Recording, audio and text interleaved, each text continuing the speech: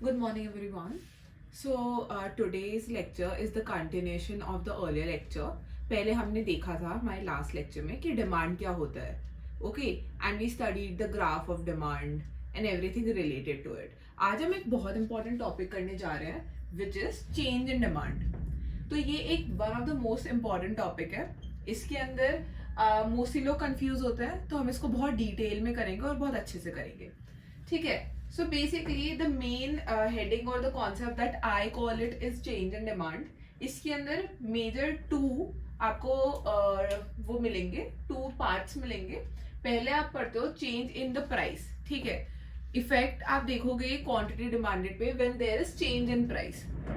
Okay, first is that concept. And the other concept is change in other factors. कि demand पे हमारी क्या फर्क पड़ता है जब प्राइस के अलावा कोई और फैक्टर होता है, उससे हम चेंज करते हैं. तो प्राइस के अलावा अदर फैक्टर्स क्या हो सकते हैं. So yesterday we also studied that कि अगर in law of demand we keep ceteris paribus as an assumption, but if there is no ceteris paribus to be assumed, तो आपको बहुत सारे फैक्टर्स होते हैं जो हमारी डिमांड या फिर क्वांटिटी डिमांड को इफेक्ट करते हैं. ठीक है. द अदर फैक्टर्स में बी इनकम या फिर टेस्ट एंड प्रेफरेंसेस हो गए, वेदर कंडीशन हो गया. जैसे हमने एक बहुत अच्छा एग्जांपल लिया था कि वेदर कंडीशन भी किस तरीके से इफेक्ट करता है आपकी क्वांटिटी डिमांडेड को. आप स्कीज और आपके स्नोबोर्ड्स की वो बढ़ा देते हो, डिमांड बढ़ा देते हो, the quantity that we start demanding is more after snowfall. क्यों? Because now there is snowfall, there is snow in the region. अब आपको उसका एक्सपीरियंस चाहिए, तो आपने उस प्रोडक्ट की डिमांड बढ़ा दी. अब यहाँ पे price is constant. We are assuming कि प्राइस कांस्टेंट है, प्राइस तो वैसे भी फ्लक्चुएट नहीं हुआ, और आपकी डिमांड फ्लक्चुएट हो गई किस बेसिस पे? और the other factor here it is whether condition. ऐसे गवर्नमेंट पॉलिसीज होती है. ओके, आपका टेस्ट बदलता है फैशन के साथ, वो हो गया एक बहुत बड़ा reason. Income one of the major factor. आपके पास ज्यादा अमाउंट है, ज्यादा पैसा है, ज्यादा महंगी चीजें आप खरीद पा रहे हो, आपके पास विलिंगनेस टू पे आपकी बढ़ गई. ओके, तो वो हम अदर फैक्टर्स में कंसिडर करेंगे. ठीक है. सो फर्स्ट केसेस या ओवरऑल हम क्या पढ़ने वाले हैं, तो पहला केस हम पढ़ेंगे चेंज इन प्राइस. जब चेंज होता है प्राइस के अंदर, other factors being constant, keeping constant, that is ceteris paribus. दूसरा, जब चेंज होता है बाकी सारे फैक्टर्स में, कीपिंग द प्राइस कांस्टेंट. यहाँ पे आप ये अज्यूम करके चलिए चेंज इन अदर फैक्टर्स में आपका जो प्राइस है ये कांस्टेंट रहेगा. ठीक है. बाकी फैक्टर्स इन्फ्लुएंस करेंगे आपकी डिमांड को, क्वांटिटी डिमांडेड को. Okay, so now change in price जब हम बात करते हैं तो इसको हम बोलते हैं the other term that we use, और आप जो बुक्स में भी पढ़ेंगे काफी सारी, that is change in quantity demanded. एक और चीज मैं आपको बताना चाहती हूँ, चेंज का सिंबल होता है this, and we are using wherever I am using this triangle, it that means change. Okay, so हम बोल रहे हैं कि चेंज इन प्राइस जब हमारा केस होता है where we are changing price and we are seeing the effect on the quantity demanded, इसको हम टर्म करते हैं चेंज इन क्वांटिटी डिमांडेड से. ठीक है. इसको हम चेंज इन क्वांटिटी डिमांडेड बोलेंगे, बहुत इंपॉर्टेंट. इसको हम चेंज इन क्वांटिटी डिमांडेड बोलेंगे. बट उसी पॉइंट पे when we are talking that the change is happening due to other factors, we term it as change in demand. आप price में change कर रहे हो तो आप चेंज इन क्वांटिटी डिमांडेड बोलोगे जब आप इफेक्ट स्टडी करते हो. तो जब आप बाकी फैक्टर्स की वजह से आपकी डिमांड चेंज हो रही है तो आप बोलते हो change in demand, simply change in demand, not change in quantity demanded. ठीक है. अब जब प्राइस मेरी चेंज होती है, जब मेरी प्राइस चेंज होती है तो मैं देखती हूँ मूवमेंट, मैं शिफ्ट नहीं देखती. अभी हम शिफ्ट और मूवमेंट में डिफरेंस पढ़ेंगे, बट इन जनरल आप देखते हो मूवमेंट. ग्राफिकली जब आप रिप्रेजेंट करोगे इस चेंज को, आप ग्राफिकली रिप्रेजेंट करते हैं, तो आप देखेंगे movement along the demand curve. आप कभी भी शिफ्ट नहीं देखेंगे. ठीक है. क्योंकि हमारा प्राइस यहाँ पे चेंज हो रहा है, और when ever the price is changing and because of the price of the product the quantity demanded is changing और बीइंग इफेक्टेड, उसको हम बोलते हैं मूवमेंट. वहां पे आप मूवमेंट देखते हो, कभी भी आप चेंज नहीं देखते. आप चेंज कब कभी भी आप शिफ्ट नहीं देखते. सॉरी, आप शिफ्ट कब देखते हैं? आप शिफ्ट देखते हैं in the case of change in other factors. यहाँ पे आप बहुत इंपॉर्टेंट कॉन्सेप्ट पढ़ेंगे शिफ्ट का, shift in the demand curve. Okay, here we are going to study movement. जब हमारी प्राइस चेंज हो रही है, जब हमारी प्राइस कांस्टेंट है और बाकी फैक्टर्स चेंज हो रहे हैं, हम शिफ्ट पढ़ेंगे. ओके, नाउ जब आप मूवमेंट की बात करते हैं, ठीक है, तो आप देखते हैं एक डाउनवर्ड मूवमेंट होता है, एक अपवर्ड मूवमेंट होता है। डाउनवर्ड मूवमेंट होगा अलोंग द डिमांड कर्व, एक अपवर्ड मूवमेंट होगा, ठीक है। अब डाउनवर्ड मूवमेंट को आप एक और चीज बोल देते हो। जब आपका डाउनवर्ड मूवमेंट होता है तो आप इसको बोलते हो expansion. Expansion along the demand curve, expansion, कोई चीज एक्सपैंड हो रही है, हम अभी इसको डिटेल में समझेंगे। Okay, why we call it expansion. Upward movement को हम बोलते हैं कॉन्ट्रैक्शन।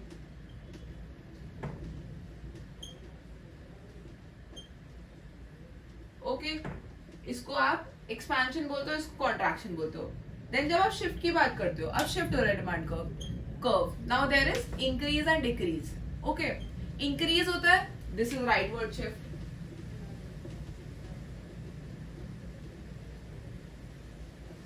जब आपका डिमांड कर्व डिक्रीज होता है, दैट इज लेफ्टवर्ड शिफ्ट। ये बेसिक टर्मिनोलॉजी है, इसको अभी डिटेल में पढ़ेंगे। इसको लेफ्टवर्ड शिफ्ट बोलते हैं, ठीक है। अब हम देखते हैं कि चेंज इन प्राइस से हमारा डिमांड क्वांटिटी डिमांडेड पे क्या इफेक्ट पड़ता है, और चेंज इन अदर फैक्टर्स से हमारे डिमांड पे क्या फर्क पड़ता है, ठीक है। और क्यों हम इसको क्वांटिटी डिमांडेड बोलते हैं।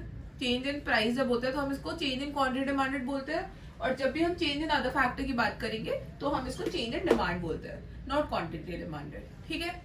अब चलिए हम इसको ग्राफिकली देखते हैं। Graphically it will be more clear, so let's just see.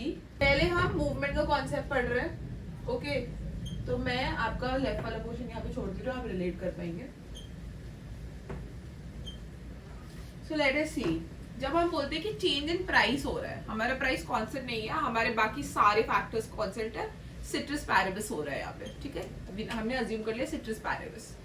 अब चेंज इन क्वांटिटी डिमांडेड हो रहा है, इसको बोलते हैं हम, मतलब change in quantity demanded term किया है और मूवमेंट बोल रहा है। अब मूवमेंट भाई होता क्या है, आपने बोल तो दिया, हमको पता है डिमांड कर्व दिखता कैसा है। बेसिक डिमांड कर्व हमारा ऐसा दिखता है, आप पहले देख लीजिए, ठीक है। यहाँ पे आप एक्स एक्सिस पे क्वांटिटी ले लो, यहाँ प्राइस ले लो, ये आपका बेसिक डिमांड कर्व है, ठीक है।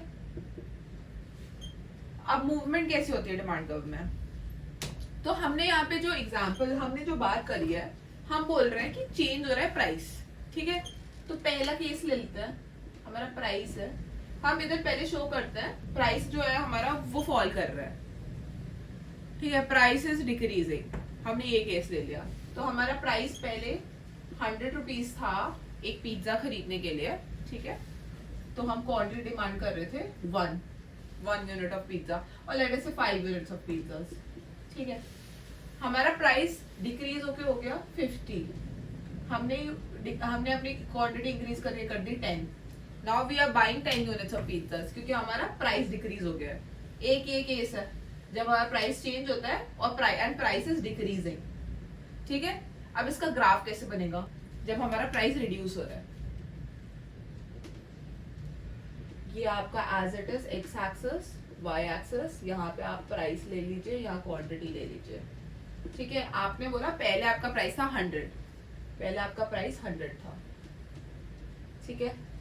फिर आपका आता हुआ 5 यूनिट्स ऑफ वो ले रहे थे pizzas, sorry 5 units of pizzas ले रहे थे, राइट, ठीक है।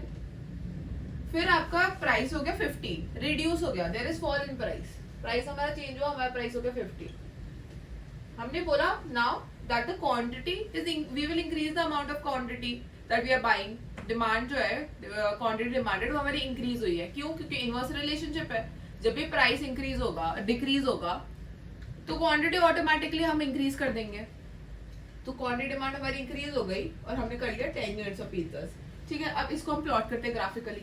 पहले मैं कर रही थी कंज्यूम 100 रुपीज पे 5 यूनिट्स ऑफ पिज्जास, ओके। तो this was my point. Now 50 rupees हो गया, मेरा प्राइस फॉल हुआ है, तो मैंने मेरी डिमांड इंक्रीज कर दी पिज्जास की 10 यूनिट। अब मेरा पॉइंट जो है, मैं पहले ए पे पॉइंट पे थी, अब मैं बी पॉइंट पे आ चुकी हूँ। This is my demand curve, we will join the points. Now the demand curve is a downward sloping curve, आप सबको पता ही है ये बात। तो हमने ये डिमांड कर्व मिला, ठीक है। व्हाट हैपेंड हियर, प्राइस कम हुआ, क्वांटिटी डिमांडेड हमारी इंक्रीज हो गई, ठीक है। सो इस this case is called downward movement. अब आप यहाँ पे देख रहे हो पॉइंट ए है, इससे मैं पॉइंट बी पे आई हूँ, मैं नीचे के पॉइंट पे आई हूँ, पॉइंट ए ऊपर था, अब मैं पॉइंट बी पे आई हूँ। This is a downward movement along the demand curve. Demand curve वही रहा है, डिमांड कर्व हमारा चेंज नहीं हुआ है, डी डी ही हमारा डिमांड कर्व है। दिस इज, और लेट अस से D1 is our demand curve, okay. मैं उसी डिमांड कर्व पे पॉइंट ए से पॉइंट बी पे आ गई हूँ, पॉइंट बी लोअर है, ठीक है, और पॉइंट बी पे मैं ज्यादा क्वांटिटी कंज्यूम कर रही हूँ, प्राइस मेरा कम हो चुका है। जब मैं पॉइंट बी पे ज्यादा क्वांटिटी कंज्यूम कर रही हूँ, एक तो ये डाउनवर्ड मूवमेंट हुआ ही है, डाउनवर्ड मूवमेंट हुआ है आपका, ठीक है। उसके साथ साथ प्लस इसको हम क्या बोलते हैं, this is expansion, this is called expansion in demand. क्यों एक्सपेंशन इन क्वांटिटी डिमांडेड, इसको क्यों बोला जाता है? इसको एक्सपेंशन इन क्वांटिटी डिमांडेड इसलिए बोला जा रहा है, इसको एक्सपेंशन लिखिए इन क्वांटिटी डिमांडेड इसलिए बोला जा रहा है क्योंकि the quantity now I am demanding at point B is more than at point A, what I was demanding at point A. मैं 5 यूनिट्स डिमांड कर रही थी पॉइंट ए पे, पॉइंट बी पे मैं 10 यूनिट्स डिमांड कर रही हूँ, ठीक है। तो ये एक्सपेंशन हुआ, दिस इज कॉल्ड एक्सपेंशन। कोई भी चीज आप ज्यादा करते हो तो उसको एक्सपैंड करना बोलता है, वही एक्सपेंशन है, उसी टर्मिनोलॉजी को यहाँ यूज किया गया है, this is called expansion. Now in the second scenario when there is upward movement, okay, तो वो कब होता है? तो basically now let's just reverse the case only. हम बोलेंगे कि हमारी प्राइस, पहले हमारी प्राइस थी पिज्जा की 50 रुपीज, ओके, तो the quantity I was demanding was 10 units. मैं ज्यादा क्वांटिटी, मैं 10 यूनिट्स क्वांटिटी ले रही थी। अब मेरे पिज्जा की प्राइस बढ़ के हो गई है 100 रुपीज। नाउ जब प्राइस बढ़ गई है तो ऑटोमेटिकली इनवर्स रिलेशनशिप, मेरी क्वांटिटी डिमांडेड कम हो जाएगी। क्यों? क्योंकि मेरे पास अब इसकी प्राइस बढ़ गई, अब मेरे को महंगा पड़ रहा है, मैं उतने प्रोडक्ट्स नहीं खरीद रही, मैं उतना पिज्जा नहीं खरीदूंगी, मैं अपने पिज्जा की डिमांड कम कर दूंगी। तो now I will demand less quantity of the pizzas, तो मैंने कर लिया 5, ठीक है। अब now I am demanding 5 units. अब इसको ग्राफिकली आप कैसे रिप्रेजेंट करोगे? तो देखिए price is changing again, this is y axis, this is x axis, यहाँ पे आप क्वांटिटी ले लेंगे, x एक्सिस में यहाँ प्राइस ले लेंगे। नाउ अब देखिए प्राइस चेंज हो रहा है, पहले हमारा प्राइस था 50, हम कर रहे थे 100 units of pizzas, let's say हम यहाँ पे 100 यूनिट्स ऑफ पिज्जास कर रहे थे कंज्यूम, ओके। फिर हमारा प्राइस बढ़ के हो गया 100, सॉरी 50 में हम 10 यूनिट्स कर रहे थे 100 की, हाँ, और नाउ हमारा हो गया 100। अब 100 जब हमारा प्राइस हुआ तो हम सिर्फ 5 यूनिट्स ही कर रहे हैं कंज्यूम, तो हम यहाँ पे आ गए 5 units of pizzas. Now let us plot the graph. तो 50 पे 50 प्राइस जब रुपीस था, I was using 10 units of pizzas, consuming 10 units of pizzas. जब 100 हुआ तो मैंने अपनी डिमांड कम कर दी, क्वांटिटी डिमांडेड, और मैं अब कर रही हूँ सिर्फ 5 यूनिट्स ऑफ पिज्जास कंज्यूम, ठीक है। मैं इस पॉइंट पे हूँ। अगेन आप पॉइंट्स मिलाइए, मैच करिए, ये आपका डिमांड कर्व है, डाउनवर्ड स्लोपिंग डिमांड कर्व, ठीक है। अब आप यहाँ पे क्या देख रहे हैं? आपको वापस एक डाउनवर्ड स्लोपिंग डिमांड कर्व मिला, लेकिन पहले हमारी प्राइस 50 थी और हम 10 यूनिट्स कंज्यूम कर रहे थे, तो ये हमारा पॉइंट ए है। बाद में प्राइस हमारी बढ़ गई, हमने क्वांटिटी डिमांडेड कम कर दी, हम पॉइंट बी पे पहुंच गए। Now point B is an upper point, it is on the upper side of the demand curve. तो आप इसको क्या बोलते हो? It is an upward movement, इसको आप बोलोगे upward movement, upward movement along the demand curve. और जब अपवर्ड मूवमेंट हो रहा है, हमारी क्वांटिटी डिमांडेड कम हो रही है पहले वाले पॉइंट से, हम इसे बोलेंगे contraction of the quantity demanded, contraction.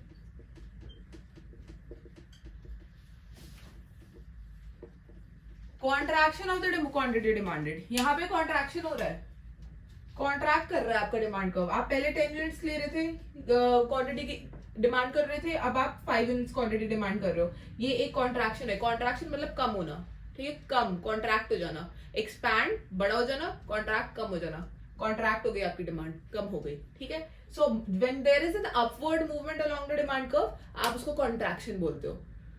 Contraction क्यों? क्योंकि क्वांटिटी अब हम कम कम डिमांड कर रहे हैं। अपवर्ड मूवमेंट क्यों? क्योंकि पहले आप ए पॉइंट पे थे, अब आप एक ऊपर के पॉइंट पे पहुंच गए हो, बी पॉइंट पे, along the same demand curve. So this is the case when there is change in price, and due to the change in price आपकी जो क्वांटिटी डिमांड है वो चेंज हो रही है, प्राइस के चेंज हो रहे हैं।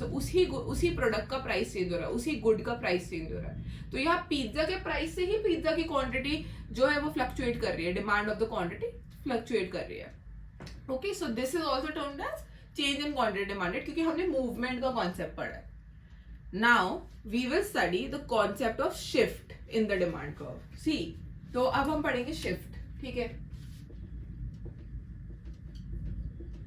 Shift along the demand in the demand curve. Shift in the demand curve जब होता है, हमने अभी पढ़ा, तो इसमें जो हमारी क्वांटिटी है वो किस पे इफेक्ट करेगी, किसकी वजह से अफेक्ट होगी?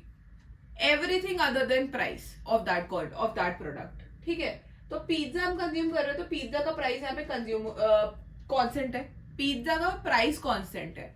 अभी कुछ भी और फैक्टर, जैसे हमने कल ही पढ़ा था, वो फैक्टर वेदर कंडीशन हो सकता है, वो फैक्टर इनकम हो सकता है, वो फैक्टर इनकम को हम वाई से डिनोट करते हैं, वो फैक्टर आपका गवर्नमेंट पॉलिसी हो सकता है, वो फैक्टर आपका टेस्ट एंड प्रेफरेंसेस हो सकता है, वो फैक्टर आपका कुछ भी हो सकता है, प्राइस ऑफ अदर गुड्स हो सकता है, कुछ भी XYZ, there can be n number of factors जिसकी वजह से आपकी डिमांड, क्वांटिटी डिमांडेड आपकी इफेक्ट हो रही है, और वो आपका जो प्राइस है वो सेम है। यहाँ पे आपका प्राइस कांस्टेंट है, आपको अज्यूम करके चलना है, प्राइस आपका बिल्कुल फ्लक्चुएट नहीं हो रहा, ठीक। क्या होता है आपके डिमांड में, ठीक है, देखते हैं। पहले हमने इसमें दो चीजें बोली है, हमने there is a rightward shift and there is a leftward shift. There is an increase in demand and there is a decrease in demand, और उसको हम राइटवर्ड और लेफ्टवर्ड शिफ्ट बोलते हैं। सबसे पहले हम एक केस लिखते हैं जिसमें there is an increase in demand, ठीक है। इंक्रीज का केस लेते हैं, और एक और चीज मैं आपको यहाँ बताना चाहती हूँ, इसको हम चेंज इन डिमांड से रेफर करते हैं, चेंज इन क्वांटिटी डिमांडेड से नहीं रेफर करते। जहां भी आप शिफ्ट देखोगे आप चेंज इन डिमांड से इसको रेफर करोगे, ठीक है। जब इंक्रीज हो रहा है, ठीक है, there is increase in demand, तो आपका प्राइस जो है कांस्टेंट है। सबसे पहले प्राइस आपका 100 है, तो 100 प्राइस था पहले भी, मैं यूज कर रही थी, I was consuming 50 units of pizzas. अभी भी मेरा प्राइस कांस्टेंट ही है, this is quantity, okay. Let me do it like this, quantity में यहाँ लिख देती हूँ, ज्यादा क्लियर होएगा। 100 था प्राइस, मैं 50 units of pizza, 5 units of pizza consume कर रही थी, प्राइस हो गया मेरा 50, कम हो गया प्राइस, ओके। क्या ऐसा हो सकता है? क्या प्राइस आपका कम हो सकता है इस केस में? नहीं हो सकता, ये गलत है। आप प्राइस को छेड़ ही नहीं रहे, we have written price constant है, ये प्राइस के ऊपर हमने डैश लगा रखा है, this signifies it is constant, तो ये 100 ही रहेगा। बट द क्वांटिटी जो अब आप डिमांड कर रहे हो यहाँ पे, वो हो गई है बढ़ के 10। इसका रीजन कुछ और भी हो सकता है। फॉर एग्जाम्पल, इसका क्या रीजन है? प्राइस से मैं, मेरा बर्थडे आ गया, मैंने ज्यादा पिज्जा की डिमांड कर दी, ठीक है, मेरे घर पे गेस्ट आ गए, यूजुअली 4 लोग रहते थे, अभी 10 पीपल आर हियर, तो I have ordered more pizzas. तो इसमें मेरे प्राइस का तो कोई चेंज ही नहीं हो रहा, प्राइस पिज्जा का उतना का उतना ही है, पिज्जा अभी भी 100 रुपीज का ही है, मुझे 100 रुपीज का एक पिज्जा मिल रहा है, उसमें मैं पहले 5 यूनिट्स करती थी, अब मैं 10 यूनिट्स कर रही हूँ। अब let us see how we will let us see कि ग्राफिकली मतलब कैसे दिखता है, ठीक है। तो यहाँ पे आप ग्राफिकली वापस इसको बनाएंगे, again on the X axis let's take quantity, Y axis पे आप प्राइस ले लेंगे, okay.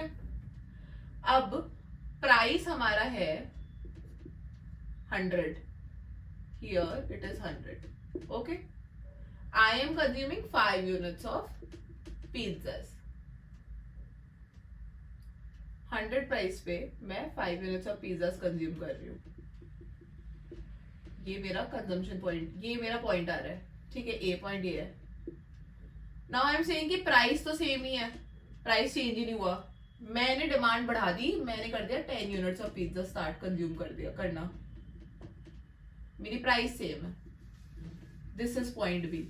Now you all know downward sloping होता है डिमांड कर्व, अगर मैं इन दोनों पॉइंट्स को मिला देती हूँ तो it will be parallel to X axis, जो तो डिमांड कर्व का इन जनरल सिनेरियो शेप ही नहीं है. So now what will we do, कैसे मिलेगा? डाउनवर्ड स्लोपिंग डिमांड कर्व है, पॉइंट ए पे मेरा डिमांड कर्व ये रहा. This is my demand curve on point A, D1 DD. Okay, जब मैं पॉइंट डी पे हूं, जब मैंने ज्यादा क्वांटिटी कंज्यूम करनी शुरू कर दी करनी शुरू करी है या कर दी है ऑन द सेम प्राइस, मेरा डिमांड कर्व शिफ्ट होके D1 पे आ गया, D1 पे. This is the shift. In the case of shift आपके पास एक ही डिमांड कर्व के अलॉन्ग में मूवमेंट नहीं होता है, आपका डिमांड कर्व ही चेंज हो जाता है. इसलिए इसको चेंज इन डिमांड बोलते हैं, चेंज इन क्वांटिटी डिमांडेड नहीं बोलते. यहाँ डिमांड ही चेंज हो गई हमारी, कर्व ही हमने चेंज कर लिया. ठीक है, and this change, this you can see D से D1 पे आना is a rightward shift. Rightward shift बोलते हैं. Along with rightward shift we also call it, what do we call it? Increase in demand.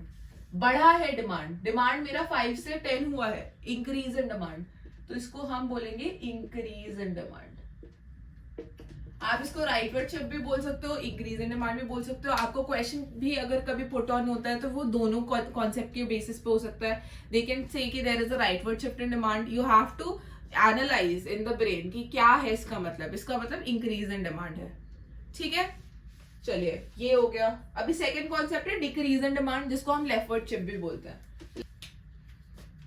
Decrease in demand,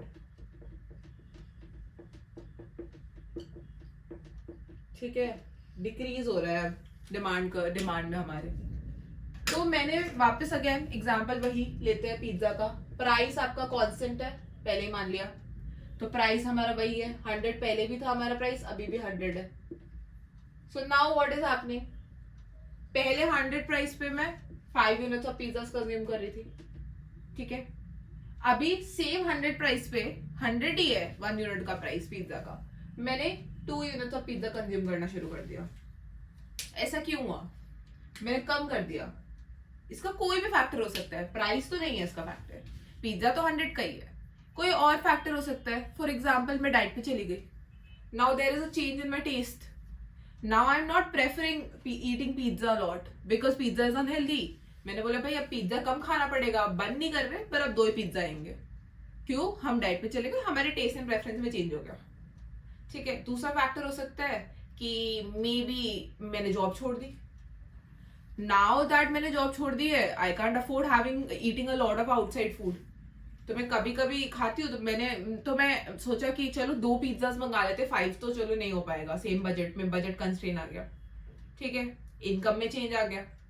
या फिर हो सकता है कि मेरे घर पे अगेन लोग चले गए घर से बाहर. पहले मैं मेरी फैमिली के साथ रहती थी, अभी क्या हुआ, मैं अकेले शिफ्ट हो गई हूँ. अब पहले जहाँ 4 लोग वो पिज्जास खा रहे थे तो मैं 5 मंगा रही थी, अब मैं 2 ही मंगाती हूँ. तो एनीथिंग XYZ, इसके अलावा भी बहुत सारे फैक्टर्स हो सकते हैं. हमको ये नहीं सोच, आप सोच सकते हो, आप अज्यूम कर सकते हो, बट कोई भी फैक्टर हो सकता है. कोई ऐसा डेफिनेट फैक्टर जरूरी नहीं है यहाँ पे अज्यूम करना. मैं बस ये जानती हूँ कि मेरी प्राइस कांस्टेंट है, मेरे प्राइस ऑफ द प्रोडक्ट को कुछ नहीं हो रहा. ठीक है, तो now how will be represented? Decrease in demand को हम रिप्रेजेंट कैसे करते हैं? तो अगेन आप एक ग्राफिकल रिप्रेजेंटेशन के लिए ग्राफ बनाएंगे. एक्स एक्सिस पे आप क्वांटिटी लेंगे, ठीक है, वाई एक्सिस पे आप प्राइस लेंगे. अब आप क्या बोलोगे? अब आप बोल रहे हो प्राइस कांस्टेंट है, प्राइस है हमारा 100. मैं पहले कर रही थी 5 यूनिट्स ऑफ पिज्जा कंज्यूम, तो लेट अस से मैं 5 यूनिट्स ऑफ पिज्जा कंज्यूम कर रही थी, मैं इस पॉइंट पे थी. I was on this point, this is point A for me. Now on the same price मैंने डिसाइड किया I am having only 2 units of pizzas. Because of some reason मैं 2 यूनिट्स ऑफ पिज्जास कंज्यूम करूंगी. Price same है, price same है. आप आ गए 2 units of pizzas, आप बी पॉइंट पे आ गए. आपको पता है डाउनवर्ड स्लोपिंग कर्व होता है डिमांड. तो एक मेरा डिमांड कर्व यहां बना है, मेरा दूसरा डिमांड कर्व यहां बनेगा.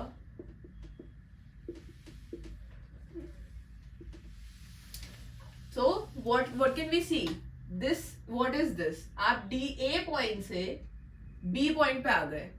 There is a decrease in demand. और इसको बेटर तरीके से बोले तो there is a leftward shift in demand. Leftward shift है ये. This is a leftward shift. क्यों? ए पॉइंट के लेफ्ट में बी पॉइंट है. आपका शिफ्ट हुआ है डिमांड कर्व ए से बी पॉइंट पे.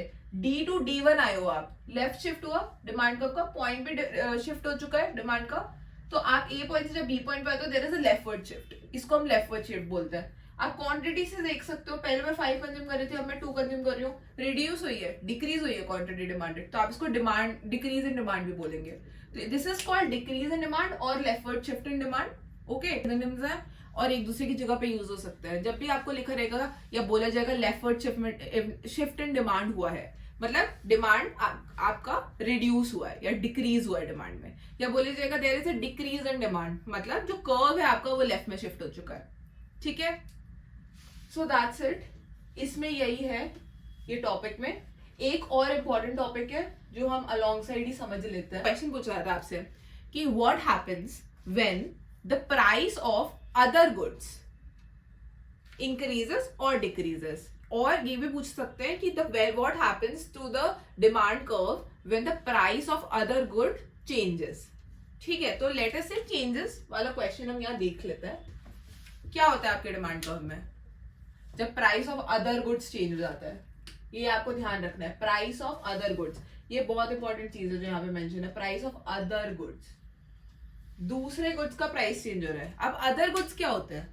अब सबसे पहले क्वेश्चन आएगा कि अदर गुड्स क्या होते हैं, है ना. अब इसको हम कैसे ग्राफिकली रिप्रेजेंट करें, वो हमें बोल रहे हैं ग्राफिकली रिप्रेजेंट करो कि आपके डिमांड कर्व में क्या हुआ जब अदर गुड्स की प्राइस चेंज हो रही है. ठीक है, तो आप एक चीज रखिए, जब अदर गुड्स का कॉन्सेप्ट होता है इसमें दो कॉन्सेप्ट आते हैं. एक आपका आता है substitute goods,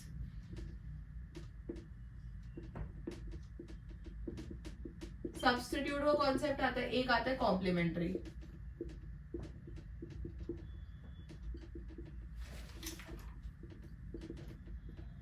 complementary goods, substitute goods. अब इनका कॉन्सेप्ट आ जाता है.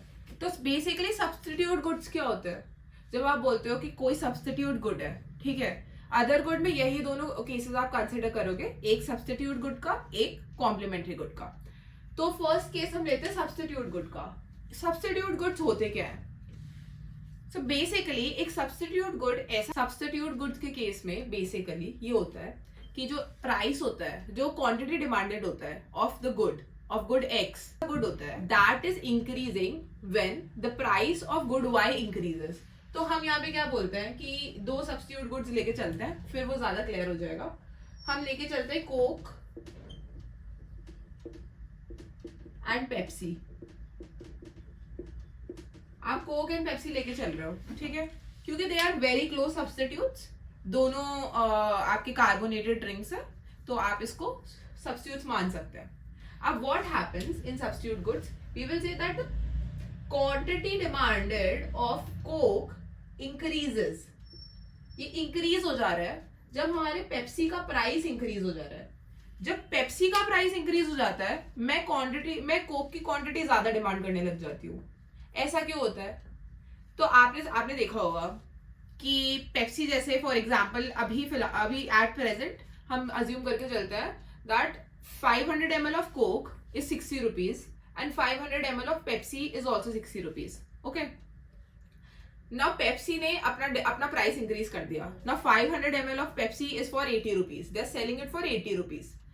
तो मैं क्या करूंगी? ये जेन्युइन एक रैशनल कंज्यूमर क्या करेगा? वो कोक की डिमांड बढ़ा देगा, because Coke and Pepsi are very close to each other. तो मेरे को कोक पीने से भी सैटिस्फैक्शन मिल जाती है. मैं सब्स्टिट्यूट कर सकती हूँ अगर वो सस्ता मिल रहा है तो, ठीक है. तो 60 रुपीज में बिक रहा है अभी भी 500 ml ऑफ कोक. पेप्सी का प्राइस बढ़ गया है, वो अब 80 रुपीज में बिक रहा है 500 ml. तो हम क्या करेंगे? हम कोक की डिमांड बढ़ा देंगे. ये सब्स्टिट्यूट गुड होता है. क्वांटिटी डिमांडेड इस, जब प्राइस सब्स्टिट्यूट का इंक्रीज होगा, क्वांटिटी डिमांडेड आपकी गुड की इंक्रीज हो जाएगी.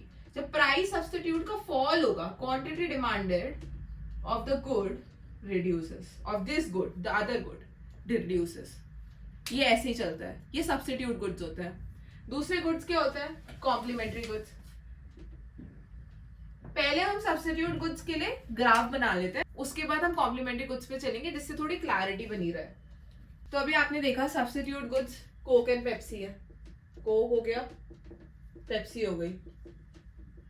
हमने देखा पेप्सी के प्राइस इंक्रीज होने से quantity demanded of Coke is increasing, Pepsi के प्राइस फॉल होने से quantity demanded of Coke is falling, parallelly चल रहा है, ठीक है। अब ये रिप्रेजेंट कैसे करोगे आप? तो आपने बनाया ग्राफ, आपने बोला कोक की प्राइस को तो कोई फर्क ही नहीं पड़ा है, कोक की प्राइस अभी भी 60 रुपीज ही है, ठीक है। तो this is the price of Coke, that is constant. Pepsi का प्राइस जब इंक्रीज हुआ तो मेरी क्वांटिटी डिमांडेड कोक की क्या हो गई? पहले मेरा डिमांड कर ये था, लेट अस से पहले मेरा डिमांड कर ये था, मैं इतना कोक कंज्यूम करती थी, ठीक है। प्राइस मेरी इंक्रीज हुई है, पेप्सी की प्राइस मेरी इंक्रीज हुई है, कोक की डिमांड इंक्रीज हो गई, कोक की डिमांड इंक्रीज हो गई। इस केस में डिमांड इंक्रीज करनी है हमें, तो अब हम आ गए on a upper demand curve D1 पे, D से D1 पे आ गए। क्यों?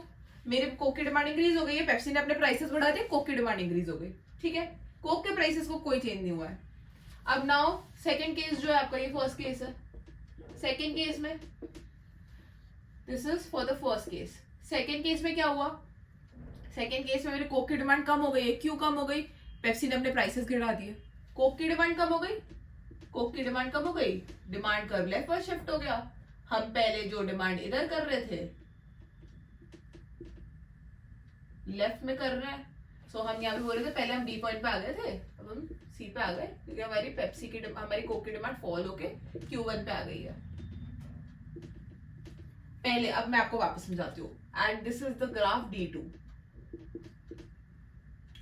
जब भी सब्स्टिट्यूट गुड्स के केस में, जब भी आपके सब्स्टिट्यूट का प्राइस बढ़ता है, आपका क्वांटिटी डिमांडेड इंक्रीज होता है, there is a rightward shift in the demand curve, okay. And जब भी आपके सब्स्टिट्यूट का प्राइस कम होता है, आपका क्वांटिटी डिमांडेड कम हो जाता है, डिक्रीज हो जाता है, so there is a leftward shift in the demand curve. This is how you show कि सब्स्टिट्यूट अदर गुड्स के केस जो हम बोल रहे हैं उसमें सब्स्टिट्यूट अगर दो गुड्स है तो आप डिमांड में चेंज कुछ इस तरीके से दिखाते हैं। There will be a shift in demand curve and not a movement along demand curve because price is not changing here. Demand quantity demanded पे सिर्फ अदर गुड्स के प्राइस का इफेक्ट हो रहा है, खुद का प्राइस उसका कांस्टेंट है, हम कांस्टेंट लेके चलेंगे, कोक के प्राइस पे कोई इफेक्ट नहीं हुआ। चलो अब नेक्स्ट केस देखते हैं कॉम्प्लीमेंट्री गुड्स का। नाउ सबसे biggest question, one of the biggest question, what are complementary goods? Okay, so this is the case of complementary.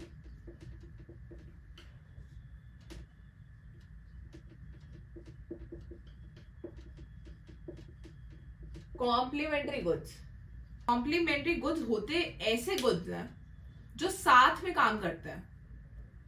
जैसे हम लेके चलते हैं कार एंड पेट्रोल का example, very common example, very relevant example, okay.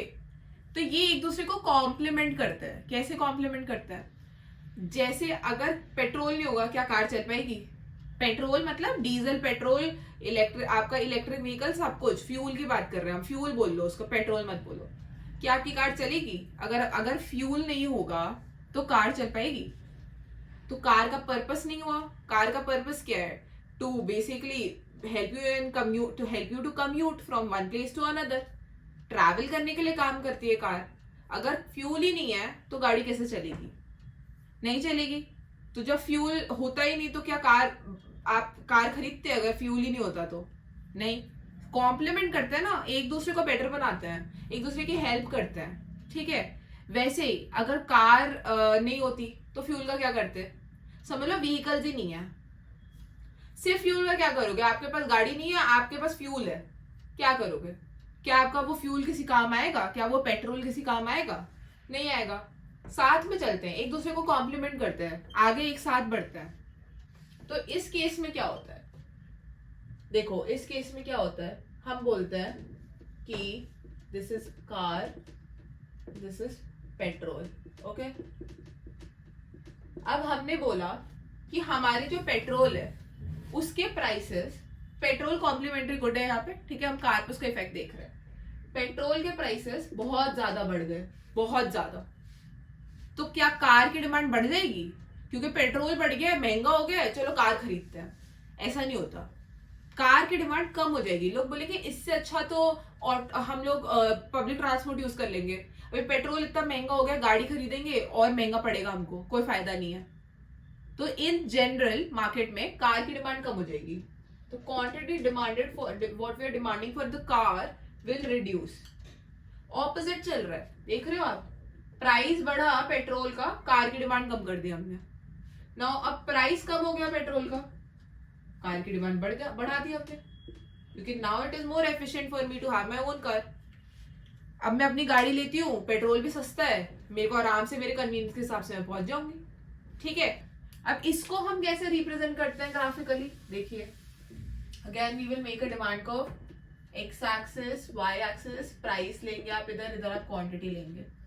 ठीक है, इस गुड की कार की प्राइस तो यहाँ कांस्टेंट है, ठीक है, कार की प्राइस कांस्टेंट है, पी डैश कांस्टेंट है। अब क्या है, मैं जब पी डैश क्वांटिटी प्राइस थी उसकी, तब मैं Q amount of car consume कर रही थी, ठीक है, या खरीद रही थी, डिमांड कर रही थी। Now the prices of petrol has increased, petrol के प्राइस इंक्रीज होने से मैंने कार की क्वांटिटी डिमांड कम कर दी है, क्वांटिटी डिमांडेड कम कर दी है, कम कर दी। ठीक है, तो पहले मेरा डिमांड कर्व यहाँ पे था, पहले it was D D, now I have reduce the demand, तो डिमांड कर्व कहाँ शिफ्ट हो जाएगा, डिमांड कर्व शिफ्ट हो गया D1 पे, क्वांटिटी डिमांडेड यहाँ कम हो गई है, हम Q1 पे आ चुके हैं, there is reduce in quantity demanded. एक लेफ्टवर्ड शिफ्ट हुआ है, डिक्रीज हुआ है, डिक्रीज इन क्वांटिटी डिमांडेड बोल दीजिए, डिक्रीज इन डिमांड बोल दीजिए, not quantity demanded, decrease in demand बोल दीजिए, या फिर क्या बोलेंगे हम इसको, लेफ्टवर्ड शिफ्ट। ठीक है, हमारी क्वांटिटी रिड्यूस हो गई। अब क्या हुआ, पेट्रोल के प्राइसेस कम हो गए, पेट्रोल के प्राइसेस कम हो गए, कार की डिमांड हमने बढ़ा दी, हम D2 पे पहुंच गए, डिमांड को राइटवर्ड शिफ्ट हो गया, राइटवर्ड अपवर्ड शिफ्ट हो गया, तो this is increase in demand. अब मैं सेम प्राइस पे यहाँ पे कंज्यूम कर रही हूँ, Q3 क्वांटिटी कंज्यूम कर रही हूँ कार की, सेम प्राइस पे Q3 क्वांटिटी कंज्यूम कर रही हूँ कार की, और मैं पॉइंट सी पे आ चुकी हूँ, ए पॉइंट से मैं सी पे जाती हूँ, इधर कब जाती हूँ, जब मेरी prices of petrol is reducing, या कॉम्प्लीमेंट्री गुड का प्राइस कम हो गया, तो मैं अपवर्ड डिमांड कर्व पे चली जाती हूँ, there is increase in demand, और हम इसको राइटवर्ड शिफ्ट भी बोलते हैं। ठीक है, सो दिस इज द कॉन्सेप्ट कि अदर गुड्स के प्राइस में चेंज आने से आपकी डिमांड कैसे डिफर करती है, कैसे चेंज होती है। Thank you.